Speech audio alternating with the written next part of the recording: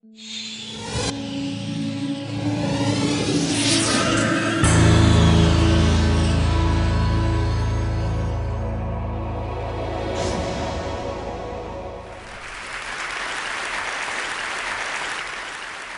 ago, after having served 4 years in the United States Marine Corps and deployments to both Iraq and Afghanistan, I found myself in Port-au-Prince, leading a team of veterans and medical professionals in some of the hardest hit areas of that city, 3 days after the earthquake. We were going to the places that nobody else wanted to go, the places nobody else could go. And after 3 weeks, we realized something. Military veterans are very, very good at disaster response. And coming home, my co-founder and I, we looked at it and we said, there are two problems. The first problem is this inadequate disaster response. It's slow, it's antiquated, it's not using the best technology, and it's not using the best people.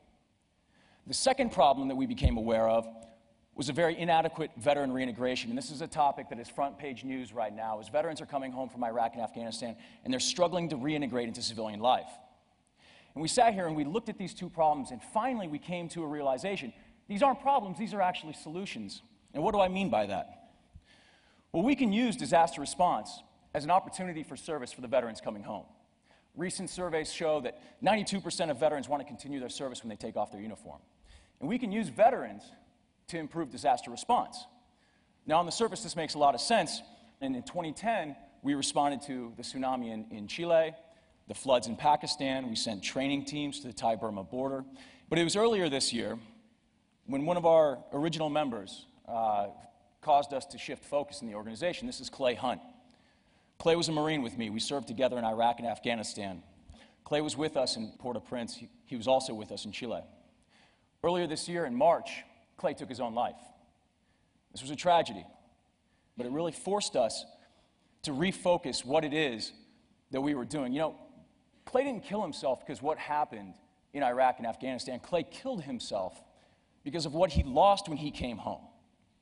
He lost purpose, he lost his community, and perhaps most tragically, he lost his self-worth. And so as we evaluated and as the dust settled from this tragedy, we realized that of those two problems, in the initial iteration of our organization, we are a disaster response organization that was using veteran service. We had a lot of success, and we really felt like we were changing the disaster response paradigm. But after Clay, we shifted that focus. And suddenly, now moving forward, we see ourselves as a veteran service organization that's using disaster response. Because we think that we can give that purpose, and that community, and that self-worth back to the veteran. And tornadoes in Tuscaloosa and Joplin, and then later Hurricane Irene, gave us an opportunity to look at that.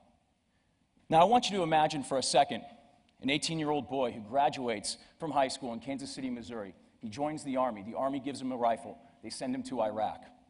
Every day he leaves the wire with a mission. That mission is to defend the freedom of the family that he left at home. It's to keep the men around him alive. It's to pacify the village that he works in. And he's got a purpose. But he comes home from Kansas City, Missouri. Maybe he goes to college, maybe he's got a job, but he doesn't have that same sense of purpose. You give him a chainsaw, you send him to Joplin, Missouri after a tornado, he regains that.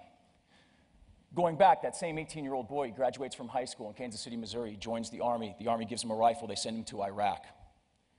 Every day he looks into the same sets of eyes around him. He leaves the wire, he knows that those people have his back. He's slept in the same sand, they've lived together, they've eaten together, they've bled together. He goes home to Kansas City, Missouri. He gets out of the military, takes his uniform off. He doesn't have that community anymore.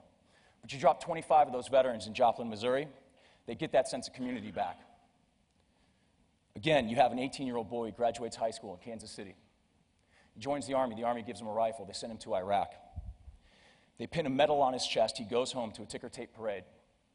He takes the uniform off. He's no longer Sergeant Jones in his community, he's now Dave from Kansas City. He doesn't have that same self-worth. But you send him to Joplin after a tornado, and somebody once again is walking up to him and shaking their hand and thanking them for their service. Now they have self-worth again.